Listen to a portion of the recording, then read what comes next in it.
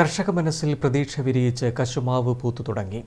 കാലാവസ്ഥാ വ്യതിയാനം മൂലം 4 വർഷമായി ഉൽപ്പാദനം കുറഞ്ഞത് കശുമാവ് കർഷകരെ കടുത്ത പ്രതിസന്ധിയിലാക്കിയിരുന്നു. തറവില 200 രൂപയാക്കണമെന്നാണ് മലയോരത്തെ കർഷകരുടെ പ്രധാന ആവശ്യം. മലയോരത്ത് റബ്ബർ കഴിഞ്ഞാൽ കർഷകർക്ക് പ്രതീക്ഷ നൽകുന്നത് കശുവണ്ടിയാണ്. ഇത്തവണ വൈകിയാണെങ്കിലും കശുമാവ് സുലഭമായി പൂവിട്ടിട്ടുണ്ട്. കാലം തെറ്റിയെത്തിയ മഴയും പൂവിട്ടതിന് പ്രതീക്ഷയാണ്. കശുമാവിനെ മാത്രം ആശ്രയിച്ച് ജീവിക്കുന്ന ഒട്ടേറെ കർഷകർ മലയോരത്തുണ്ട്.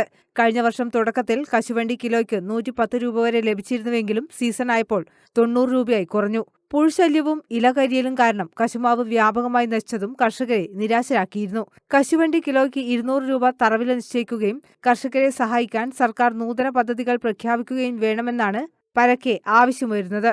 പരമ്പരാഗത കർഷകരും ഈ പ്രതീക്ഷയിലാണ്. അത്യാവശ്യം മാവുകളൊക്കെ പൂത്തു, കുറച്ച് മാവ് പൂക്കാനുണ്ട്. പൂത്തു വരുന്ന മാവുകൾക്ക് ഇപ്പോഴത്തെ കാലാവസ്ഥ വലിയ ദോഷം ചെയ്യില്ല. പ്രധാനമായിട്ട് ഈ നല്ല പൂവായി കഴിഞ്ഞ സമയത്ത് ഈ മഴ പെയ്യുമ്പോൾ നല്ലതാണ്. അല്ലെങ്കിൽ പൂ വരാത്ത മാവുകൾ അത് ദോഷം ചെയ്യും. പിന്നെ കാലാവസ്ഥയിലുള്ള വ്യതിയാനങ്ങൾ വളരെ വിഷമം പിടിച്ചതാണ്. ഇപ്പോൾ മഴക്കാർ മൂടി നിൽക്കുന്ന കാലാവസ്ഥയിൽ പൂക്കളെല്ലാം മാവിൻ്റെ പൂവെല്ലാം കരിഞ്ഞു പോകുന്ന അവസ്ഥയാണ്. പിന്നെ മഞ്ഞില്ലാത്ത അവസ്ഥയും വലിയ പ്രശ്നമാണ്. മഞ്ഞുള്ളപ്പോഴാണ് ചക്കയും മാങ്ങയും കശുമാവും എല്ലാം ശരിക്കും പൂക്കുന്നത്.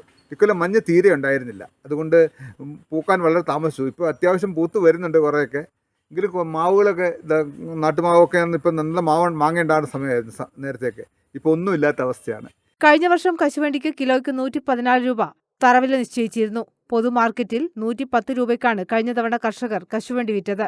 ഉൽപാദനത്തിന്റെ തുടക്കത്തിൽ 100 രൂപയായിരുന്നു. പിന്നീട് 95 രൂപയിലെത്തി.